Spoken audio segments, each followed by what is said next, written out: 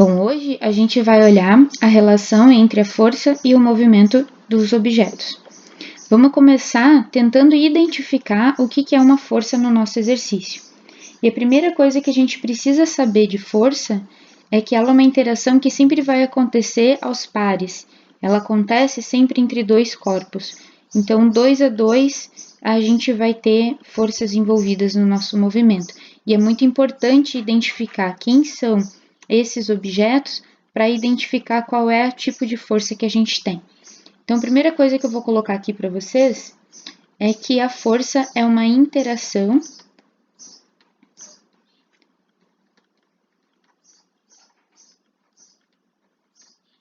entre dois corpos. E a gente vai tentar buscar sempre quem que são esses dois corpos, tá? Ou dois objetos, né? E que tipo de interação que pode existir entre eles. Nós vamos aqui classificar duas, né? Interação de contato, quando precisa existir o contato entre os objetos para que a força esteja ali presente. Por exemplo, quando eu apoio a minha mão numa parede e esse apoio é eu me apoiando na parede e a parede me empurrando de volta, né? Então, é uma força que ela é de contato. Não precisa existir o contato entre a minha mão e a parede para existir. E existem também chamadas forças de campo, que elas acontecem à distância, né? Então, essas aqui não precisa de contato entre essas forças. Vou citar a de campo que a gente mais vai usar, que é a força gravitacional, e a gente vai ver ela daqui a pouquinho. Eu vou colocar uma lista aqui para vocês de todas as forças. Então, força gravitacional, depois vocês vão estudar também força elétrica, força magnética. Elas são forças que elas não precisam de contato entre os corpos para existir. Dito isso, vamos então tentar identificar algumas dessas forças, né? O que a gente pode fazer, por exemplo, num exercício, é um truquezinho que ajuda a interpretar, né? Eu vou entender quando eu estiver lendo o meu exercício que a força, ela é uma ação. Então, eu empurro a parede me empurra. Eu puxo uma mesa, que mais? Basicamente é isso, né, gente? Eu vou demorar muito aqui se eu ficar pensando. Mas a gente vai entender força como uma ação. E a gente sabe, a gente aprendeu no português que a ação ela é dada na minha frase por um verbo. Então procurem isso, né? Às vezes ele está implícito, mas procurem essa ação, procurem esse verbo para identificar se aquilo ali que vocês estão trabalhando é uma força ou não, tá? A primeira que a gente vai ver vai ser justamente essa força gravitacional. Então, tem a força gravitacional e tem a força que equilibra ela, que a gente vai estudar, que é o peso. A gente vai lidar mais nos exercícios com a força-peso, né? Pela situação em que a gente está que a maioria dos exercícios nesses capítulos que nós estamos vendo agora são exercícios do nosso dia a dia que estão na Terra, na superfície da Terra, né? Então, a gente vai trabalhar mais com a força-peso. A força gravitacional, ela vai aparecer sempre que o meu objeto, sempre que os objetos de estudo, né, tiverem massa. Então, basta ter massa, tá, gente, para aparecer. Vou marcar aqui de amarelinho, ó. A parte importante é que eles têm massa. O que vai acontecer? A gente vai ter a força peso que equilibra a força gravitacional. Então, ela tem o mesmo módulo para gente, né? Força e peso igual a massa do objeto vezes a aceleração gravitacional. Então, isso daqui é uma força também, né? Vamos representar ela vetorialmente. Aqui acontece uma coisa curiosa, né? É que essa força ela é sempre de atração. né? Porque a gente já viu lá no ensino médio que, por exemplo, força magnética e força elétrica, ela pode existir força de repulsão, né? No caso da gravitacional, vai ser sempre de atração. A gente vai ter uma direção e um sentido dela que é sempre apontado para o chão.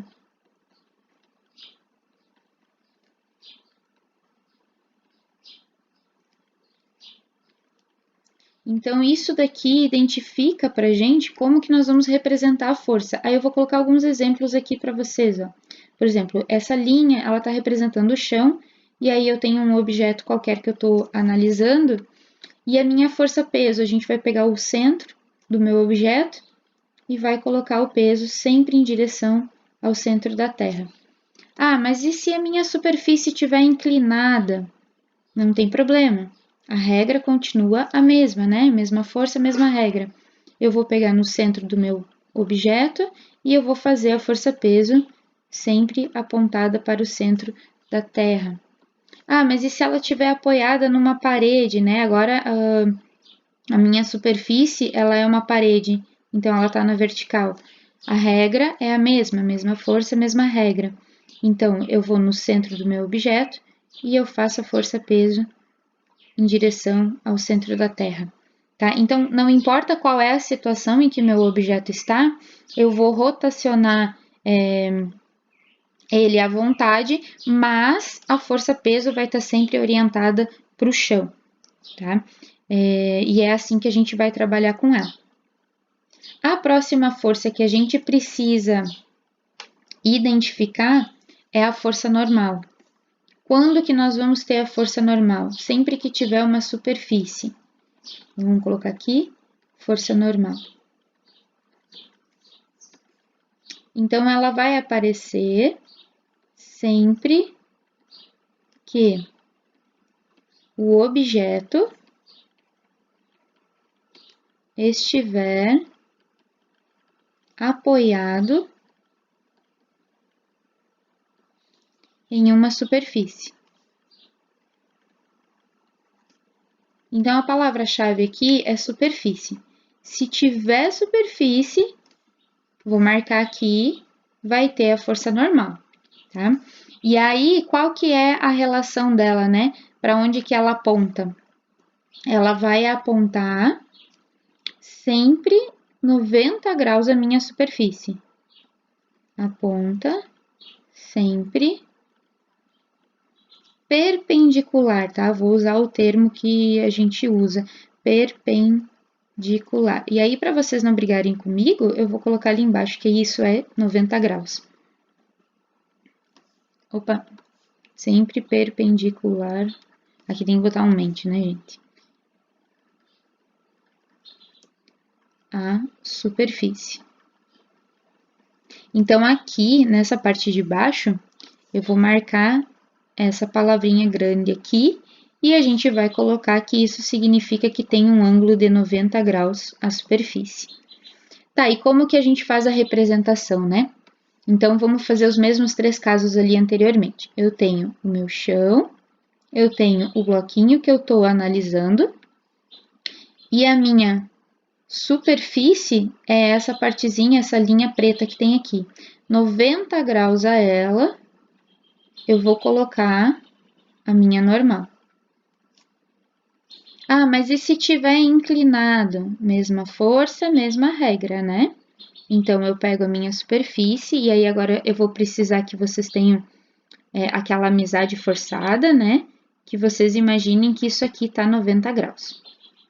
Então, vou fazer 90 graus a minha superfície e vou colocar a minha normal que ficou feia ali, mas é ela que eu vou colocar, né? Vou tentar deixar ela mais bonitinha. Aí, melhorou. Então, 90 graus a superfície, não me importa a inclinação. Vamos fazer o último caso só para a gente ter ele aqui. Se o meu objeto estiver apoiado na minha parede, eu vou fazer 90 graus a ela, então eu vou fazer na horizontal. E oposto, sempre oposto à superfície, vai estar a minha normal. Tá, mas e aí como é que a gente acha o módulo dela, né? Ali em cima, quando a gente fez a força-peso, a gente sabe que ela tem o mesmo módulo da força gravitacional, porque as duas se equilibram, né? Quando a gente for fazer a força normal, depende caso a caso, né? Daqui a pouquinho eu vou mostrar para vocês no próximo vídeo como que faz o diagrama de forças. E aí é através do diagrama de forças que a gente vai descobrir quem que está equilibrando com a normal para poder descobrir o módulo dela. Então, caso a caso, exercício por exercício, a gente precisa determinar quem que está equilibrando. Num objeto simples, numa situação simples como a gente está colocando aqui, vão aparecer três forças diferentes, né?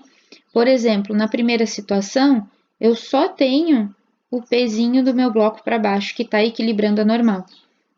Quando ela está inclinada, percebam que eu tenho que fazer a minha força-peso aqui para o chão e eu vou ter que fazer uma componente dela aqui.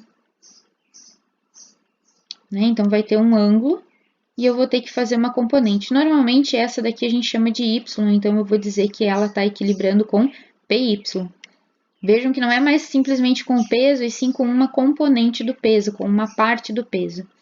Já quando ela está a 90 graus da superfície, alguma coisa tem que estar segurando ela nessa superfície para ela não cair. Então, vai aparecer alguma força aqui, que o exercício vai dizer para a gente que força é essa, para equilibrar essa normal. Então, eu vou repetir e vou enfatizar.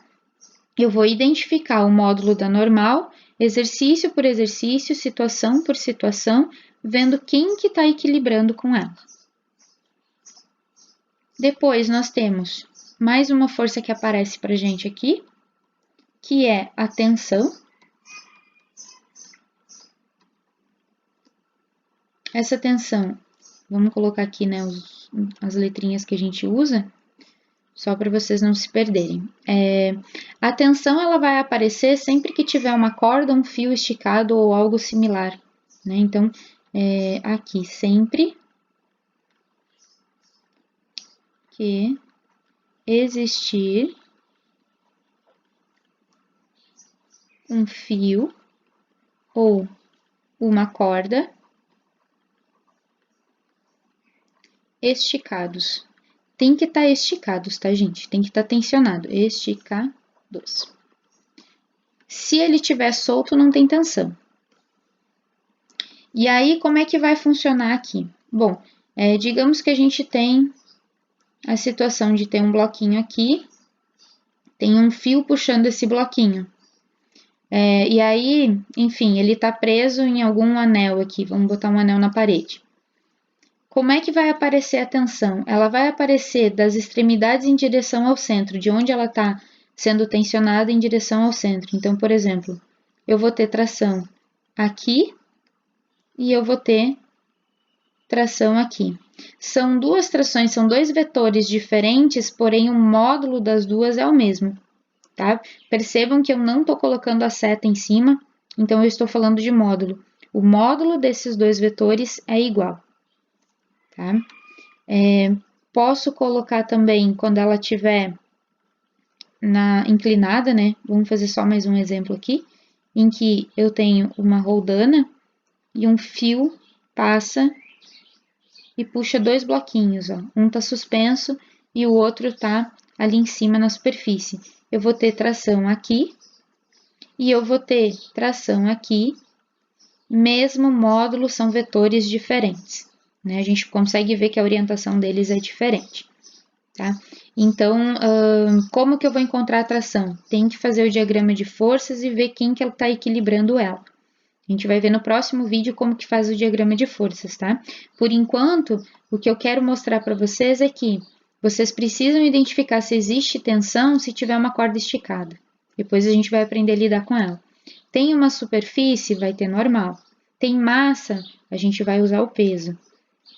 E alguns exercícios nós vamos trabalhar com outra força que aparece por conta da superfície, que é a força de atrito, que nós vamos trabalhar aqui como sendo FAT, né? Força de atrito.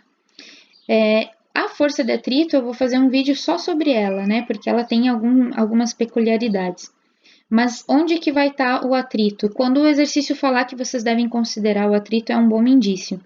Mas onde que ele aparece? Ele aparece entre as duas superfícies. Ah, prof, quais duas superfícies? A do meu objeto, por exemplo, e de onde ele está apoiado. Ou entre dois objetos, entre dois bloquinhos, por exemplo.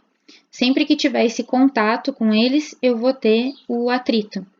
E ele tem uma peculiaridade muito importante, que ele tem sentido oposto ao movimento.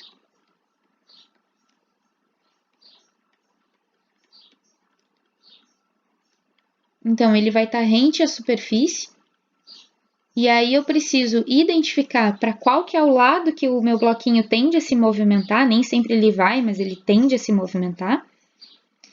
E oposto a ele vai estar o atrito. Um exemplo disso que eu acabei de falar, quando eu coloco um bloquinho numa descida, por exemplo, ele pode estar paradinho ali, mas a tendência dele é que ele caia, né? Se a gente colocar numa rampa, o movimento deveria ser para baixo. As coisas caem quando a gente faz isso. Então, o movimento, a velocidade tem essa tendência aqui, a força de atrito vai estar aqui. Agora, digamos que o meu bloquinho está sendo puxado de maneira que ele suba essa superfície, porque a gente consegue fazer isso, né? Dependendo do bloco, a gente consegue fazer ele se movimentar para cima. Onde que vai estar a força de atrito? Sempre oposta ao movimento. Então, aqui, neste caso, ela vai estar aqui. Tá? Então, é isso que a gente precisa identificar. Onde que estão as duas superfícies, para qual que é o lado que tem tendência de fazer o movimento. No lado oposto, no sentido oposto, nós vamos colocar a nossa força de atrito.